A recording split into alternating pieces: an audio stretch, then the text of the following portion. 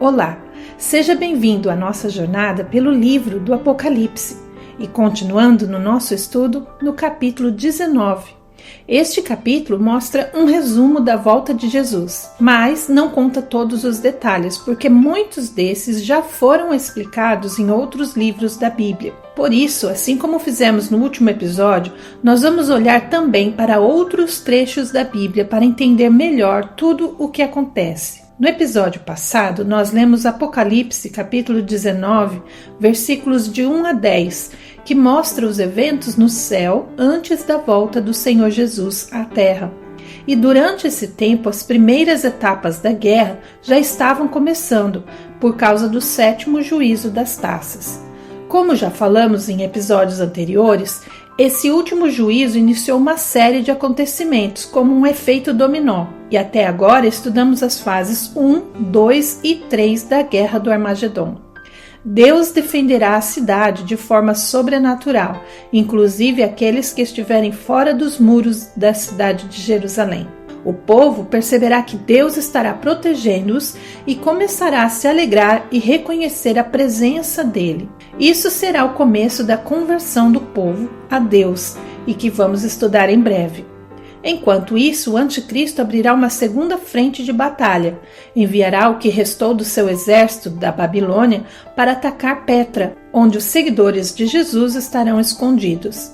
Satanás já havia tentado destruir esse grupo durante a fuga para Petra, mas Deus os protegeu como fez no Êxodo. Agora ele tentará de novo, usando o anticristo para esse ataque. Hoje vamos avançar nessas duas frentes de batalha, começando com o momento em que Jesus descerá do céu à terra para intervir pessoalmente. Mas qual foi o propósito da tribulação? Daniel nos deu 6 motivos pelos quais Israel passaria pelo tempo dos gentios, incluindo os 7 anos da tribulação. Daniel, capítulo 9, versículo 24. 70 semanas estão decretadas para o seu povo e sua cidade santa, para acabar com a transgressão, dar fim ao pecado, expiar a culpa, trazer justiça eterna, cumprir a visão e a profecia e ungir o Santíssimo. O anjo disse a Daniel que esse período servirá para cumprir 6 objetivos para o povo de Israel. No momento mais crítico, o Senhor começará a se revelar ao povo, e eles começarão a se alegrar e se voltar para ele, como disse o profeta Zacarias no capítulo 12, versículo 10.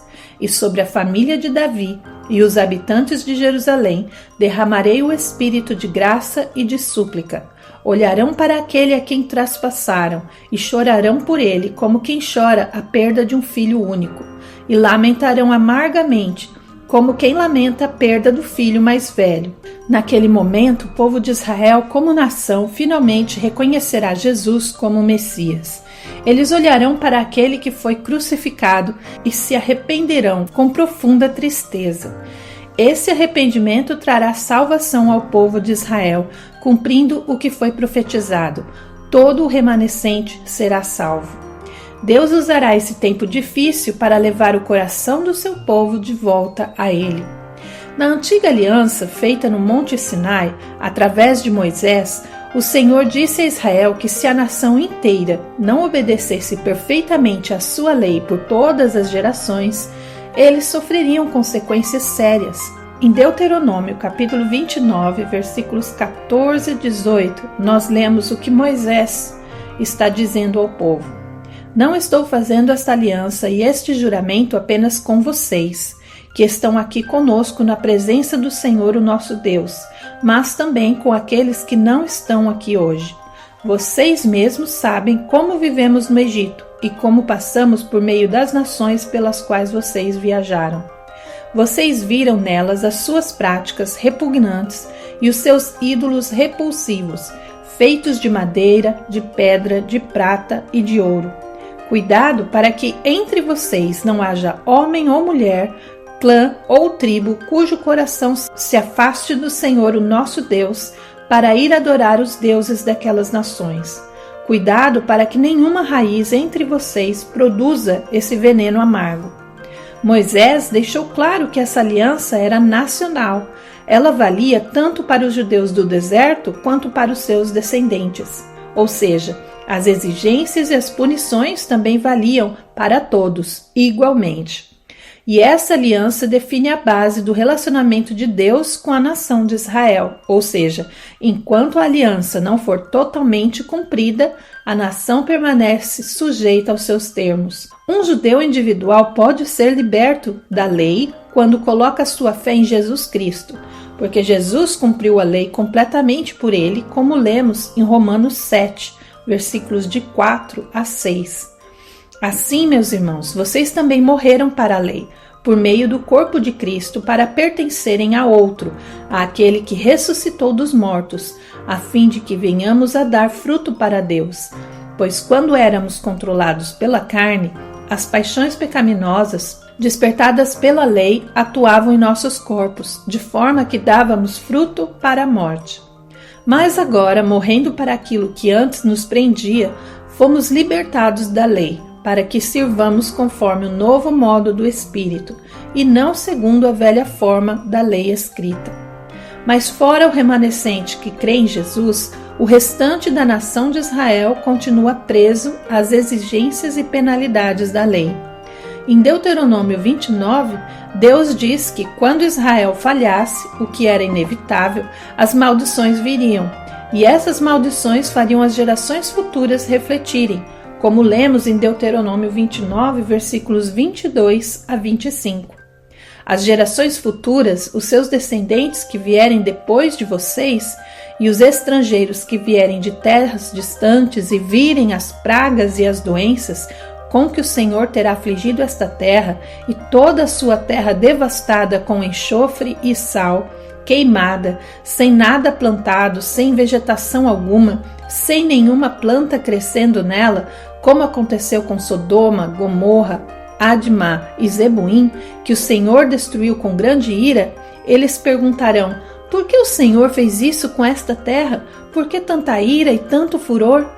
E a resposta será: foi porque este povo abandonou a aliança que o Senhor, o Deus dos seus antepassados, fez com eles quando os tirou do Egito. Esses juízos ainda não aconteceram totalmente em Israel até hoje.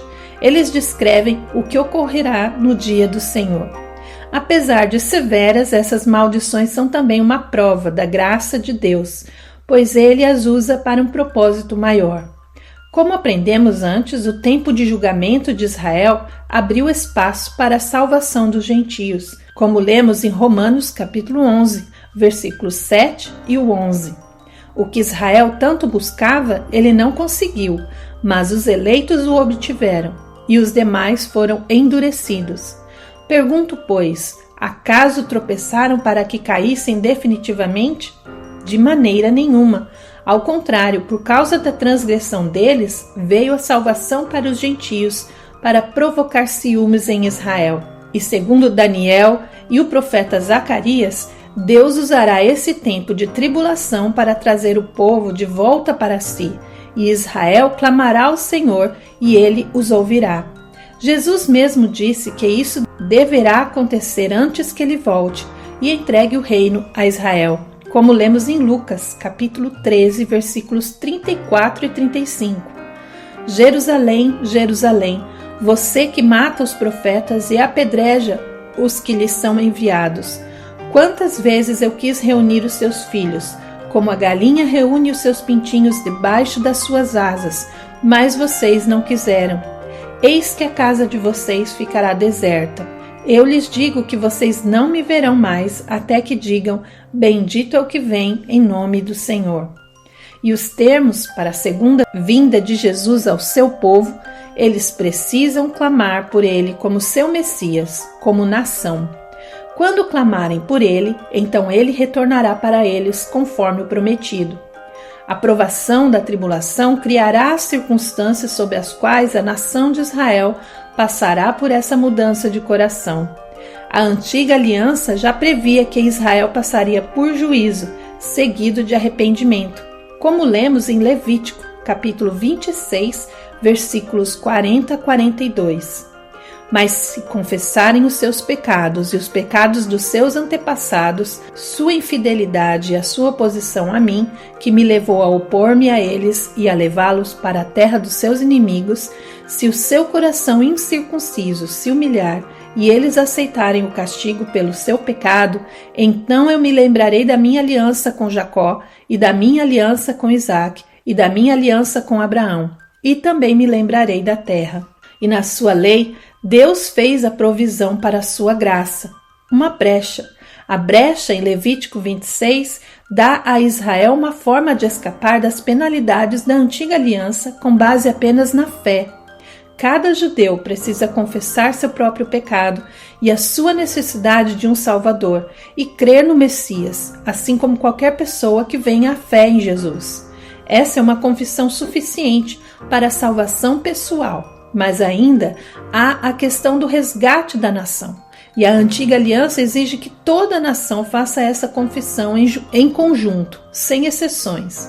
Israel precisará fazer uma confissão nacional de arrependimento, que em Levítico é chamada de confissão dos pecados dos seus antepassados. Essa geração futura de Israel confessará que os seus antepassados estavam errados ao crucificar Jesus, o Messias prometido. E só para ser clara, uma confissão pessoal é suficiente para a salvação individual, mas uma confissão nacional é necessária para a salvação da nação. Quando o Senhor diz que se lembra de algo, não é como nós, que ele esqueceu, mas significa que este é o momento em que a sua promessa será cumprida. As promessas que ele deu a Abraão serão cumpridas no momento em que Israel fizer essa confissão nacional. E como Paulo diz em Romanos capítulo 11, versículos 25 a 27.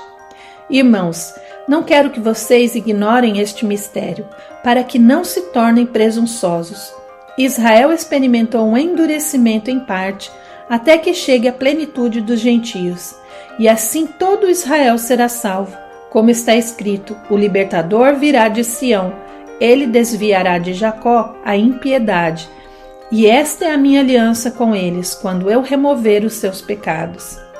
Paulo diz que todo Israel, a nação inteira de judeus vivos naquele dia, será salvo. Esse momento acontecerá quando o libertador, Jesus, o Messias, vier de Sião. E esta menção de Sião, mencionada no versículo 26, é a Sião celestial, invisível, porque Jesus fez esta promessa a Israel em Mateus 24, de 13 a 14. Mas aquele que perseverar até o fim será salvo. E este evangelho do reino será pregado em todo o mundo, para testemunho de todas as nações, e então virá o fim. A Babilônia física, como já vimos, caiu, e todas as outras religiões ligadas a ela destruídas. O restante do mundo em ruínas, e o anticristo posicionado ao redor da cidade de Jerusalém. Os judeus, crentes em Petra, estarão vivos, bem protegidos pelo Senhor e aguardando seu retorno. E os judeus ainda incrédulos em Jerusalém estarão clamando a Deus por socorro enquanto o anticristo os ataca. E no momento em que disserem, bendito é o que vem, em nome do Senhor, Jesus os ouvirá e voltará para salvá-los. Todo o Israel será salvo, e então a tribulação terminará, porque terá cumprido seu propósito final, levar toda a nação de Israel à fé, porque segundo Deuteronômio 32, 8 e 9, Israel é a nação da herança do Deus Altíssimo. Mas como Israel dará esse último passo? Como é que cada judeu se converterá ao mesmo tempo? Em Lucas 18, 27, Jesus respondeu: o que é impossível para os homens é possível para Deus. Isso até parece impossível de acontecer. É porque vemos a salvação como uma decisão humana. Se a salvação fosse uma questão somente de uma decisão pessoal, da parte humana, isto realmente seria impossível. Mas vamos retornar ao ponto dos eventos da guerra, começando com a frente da batalha em Jerusalém. Zacarias nos mostra como o cerco levará ao momento requerido por Levítico 26, quando toda a cidade confessará sua fé em Jesus. Zacarias 14, 1 e 2. Eis que vem o dia do Senhor, em que os seus bens serão repartidos entre vocês mesmos. Reunirei todas as nações para lutarem contra Jerusalém. A cidade será conquistada, as casas saqueadas e as mulheres violentadas. Metade da cidade irá para o exílio, mas o restante do povo não será tirado da cidade. Aqui Zacarias diz que um dia virá para Israel em que as coisas se inverterão. Em vez de Israel ser oprimido e conquistado, será o conquistador. Ou seja, a era dos gentios terminará e a era do reino messiânico começará. E essa virada começará com todas as nações da terra reunidas contra Jerusalém para atacar a cidade. E Deus intervirá para impedir que toda a cidade seja dominada pelo ataque do anticristo. E em Zacarias 12, o profeta explica o propósito do Senhor. Zacarias 12, versículos 2 e 3. Estou para fazer de Jerusalém um cálice que entorpece todos os povos ao redor. Judá também será sitiada, juntamente com Jerusalém.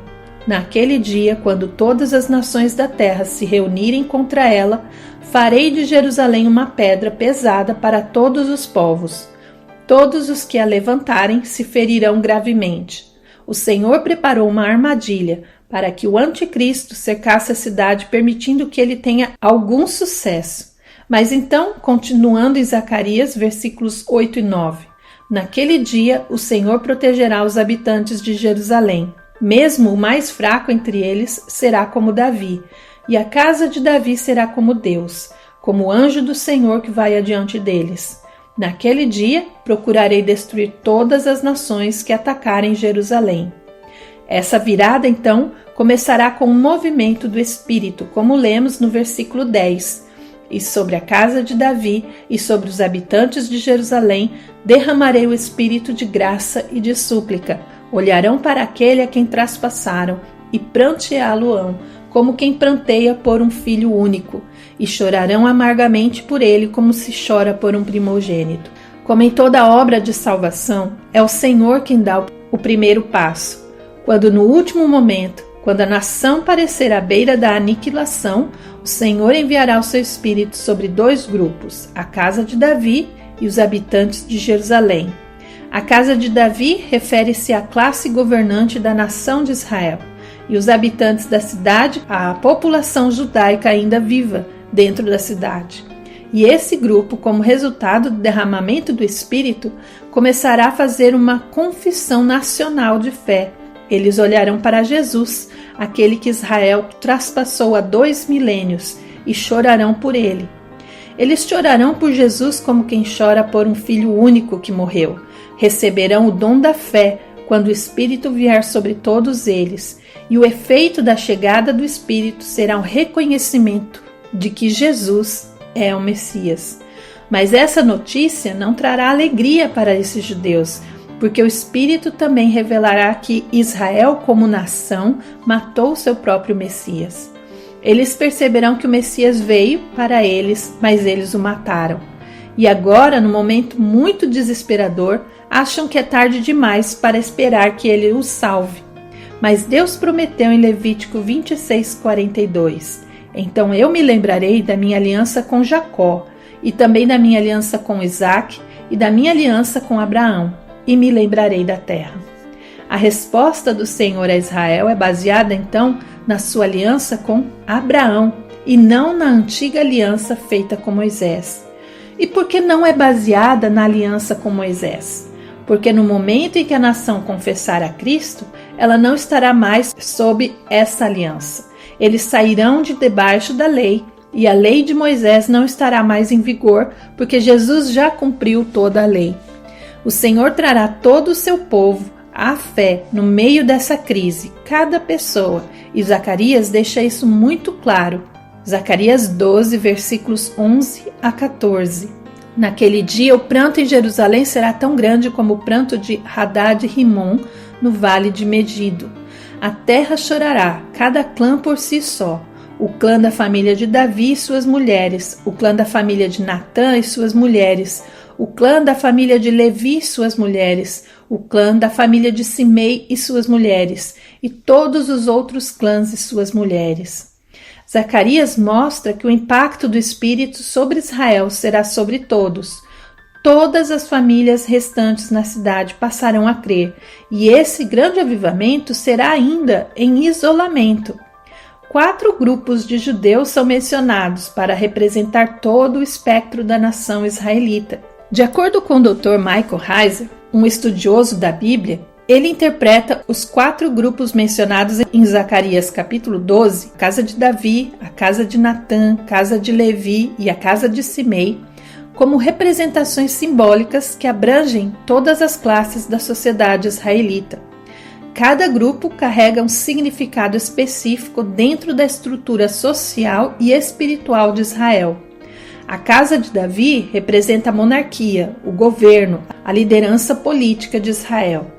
A casa de Natã representa os profetas, a voz de Deus, aqueles que falavam em nome do Senhor. A casa de Levi simboliza os sacerdotes e os levitas, responsáveis pelo culto, pelos sacrifícios e pela mediação entre Deus e o povo. A casa de Simei representa um povo comum, os cidadãos, a base da sociedade israelita. Esses 4 grupos não são mencionados por acaso.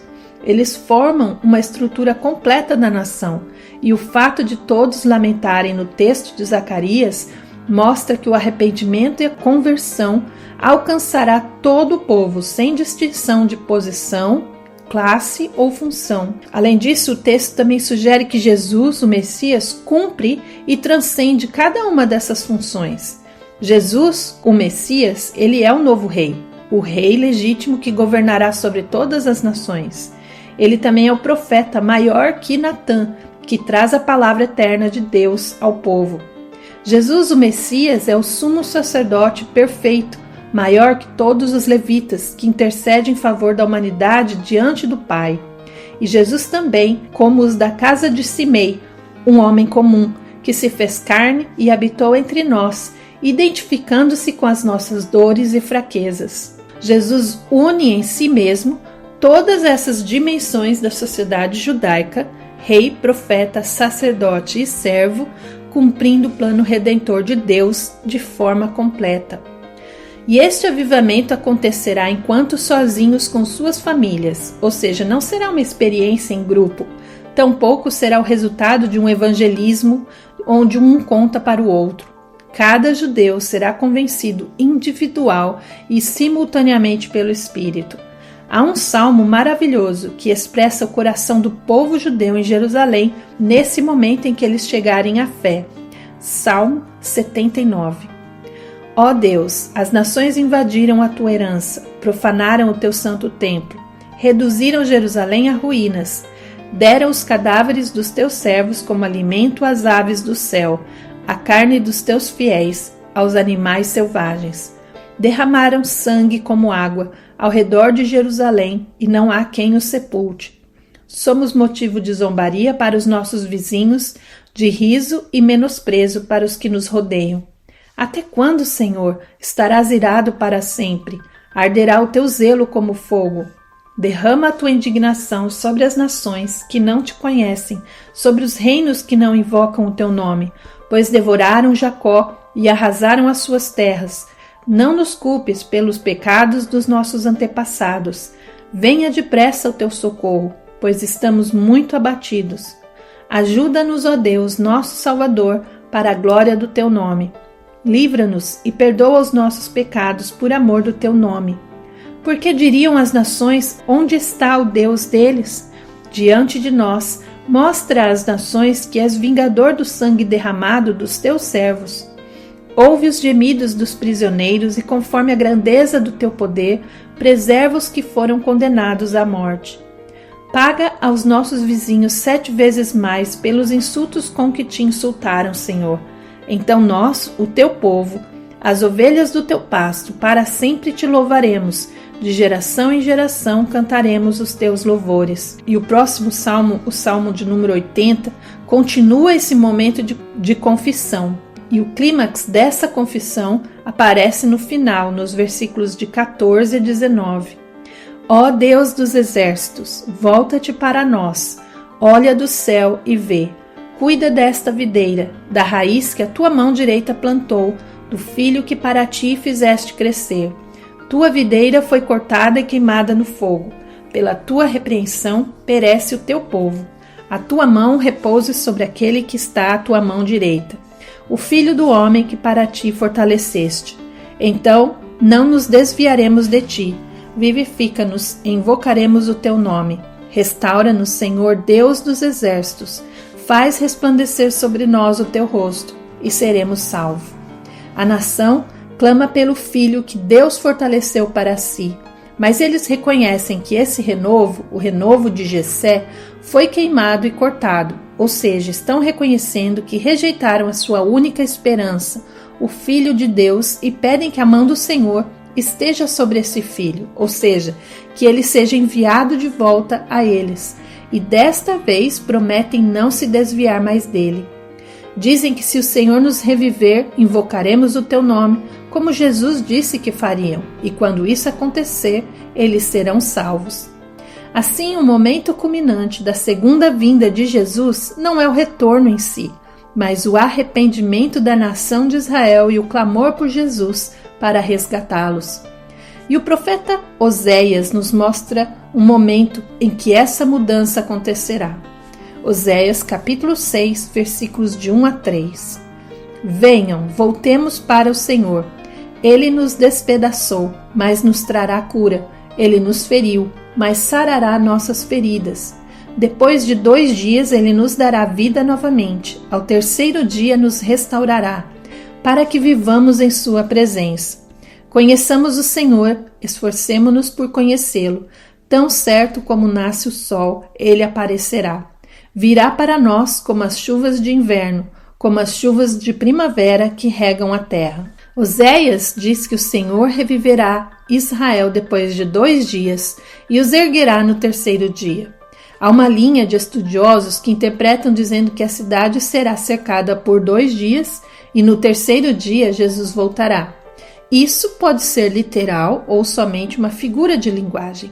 Então o Senhor virá a eles como a chuva que rega a terra, o que é uma imagem da graça de Deus na Bíblia. Apocalipse 19, versículos 11 a 16.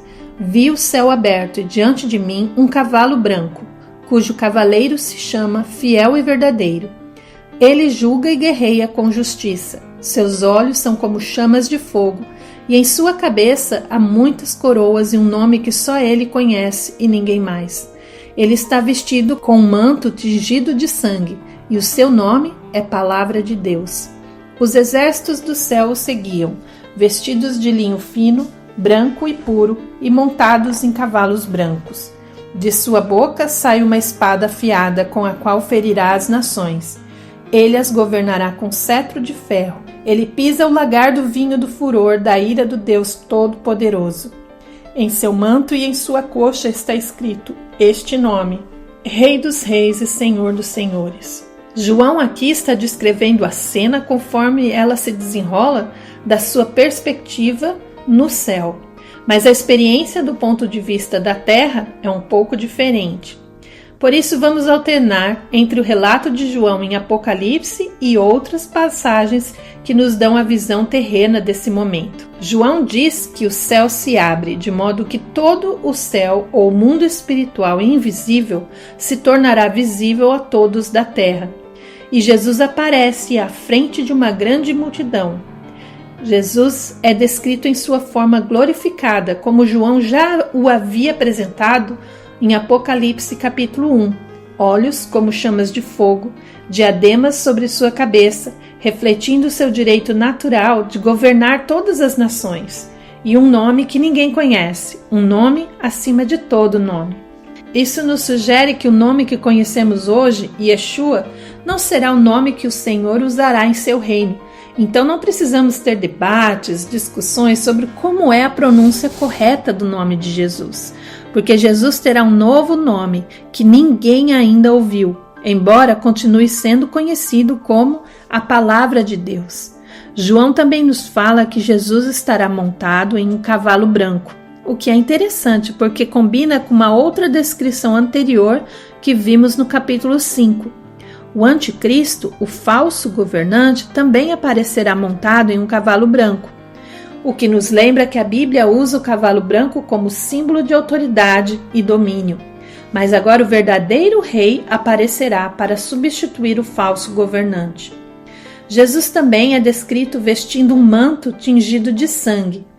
Esta imagem de Jesus com vestes tingidas de sangue é uma referência à profecia de Isaías, capítulo 63, versículos de 1 a 3.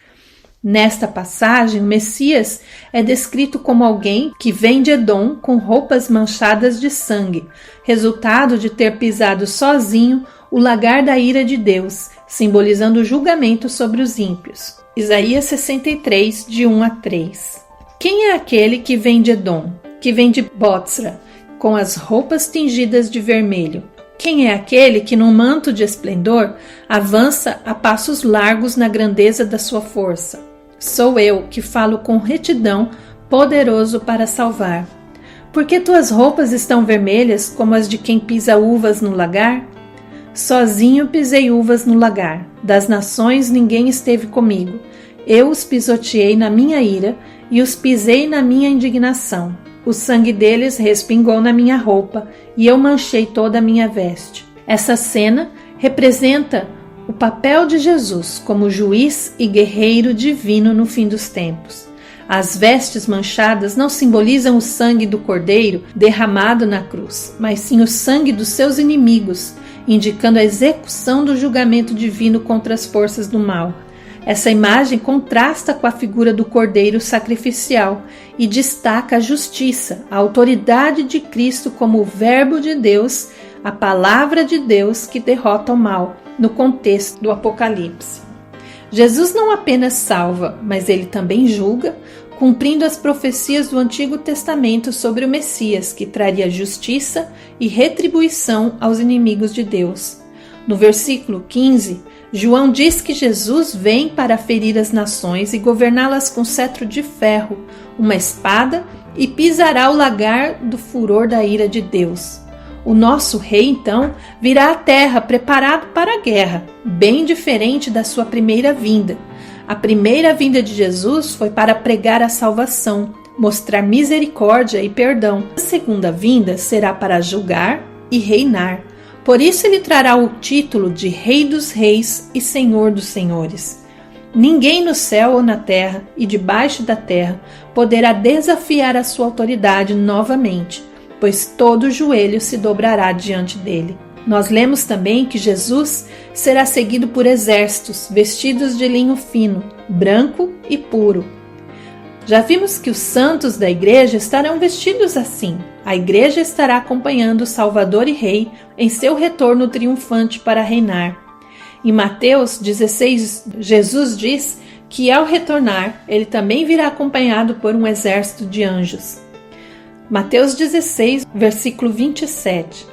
Pois o Filho do Homem virá na glória de seu Pai, com os seus anjos, e então recompensará a cada um conforme o que tiver feito. Agora, vamos sair da perspectiva celestial e olhar o retorno do Senhor da perspectiva da terra. Mateus, capítulo 24, versículos 29 e 30. E Jesus diz: imediatamente após a tribulação daqueles dias, o sol escurecerá, a lua não dará sua luz, as estrelas cairão do céu e os poderes celestes serão abalados. Então aparecerá no céu o sinal do Filho do Homem, e todas as nações da terra se lamentarão e verão o Filho do Homem vindo nas nuvens do céu com poder e grande glória. Em certo momento, perto do fim, todas as fontes de luz dos céus cessarão. E Zacarias confirma isso no capítulo 14, versículos 6 e 7. Naquele dia não haverá calor nem frio, nem geada. Será um dia único, conhecido do Senhor, em que não haverá distinção entre dia e noite. Mesmo ao anoitecer haverá claridade. Ou seja, haverá um apagão total no universo, deixando a Terra em completa escuridão. E então, do meio dessa escuridão total, o céu, a dimensão espiritual, se abrirá e o Senhor virá sobre as nuvens. E daquele momento em diante, o Senhor será a única fonte de luz em todo o universo. Não haverá nada mais visível além dele. E Jesus disse que o efeito da sua vinda será levar as nações ao pranto. Elas lamentarão porque verão seu juiz retornando para julgá-las, que será assunto para os nossos próximos episódios. Nós vamos ficando por aqui, com a cena de Jesus retornando à terra para salvar o seu povo. E no próximo episódio, vamos concluir a Guerra do Armagedon, os estágios 4 e 5, que são batalhas travadas pelo próprio Jesus, e o fim completo do anticristo e de suas forças, e a conclusão deste período de tribulação. E então entraremos nos eventos que seguem o retorno do Senhor, incluindo mais algumas das profecias interessantes da Bíblia. Um grande abraço e que Deus nos abençoe.